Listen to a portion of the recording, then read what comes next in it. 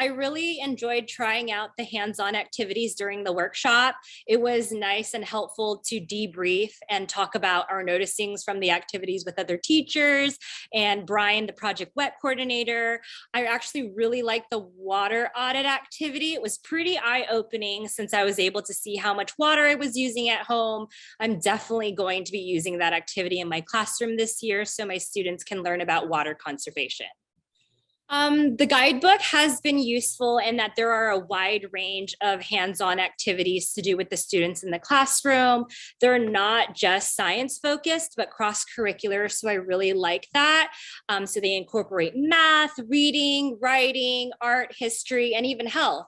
I'm teaching 5th grade this year, and Project Wet activities are aligning really well with the NGSS standards, and I look forward to using my Project Wet guidebook more this year. Well, what I enjoyed about Project Wet was that it's all self-contained. Everything is right here in this book that you will see after you've completed the training. I was approached by Alameda County Water District. I normally go to whatever free resources that the district provides, Alameda County in particular. And I found Project Wet and signed up.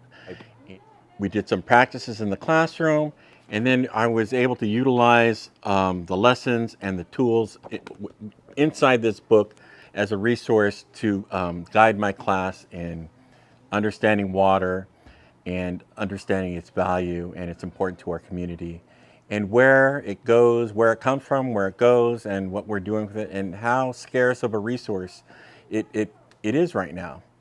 And the students enjoy the materials that is provided.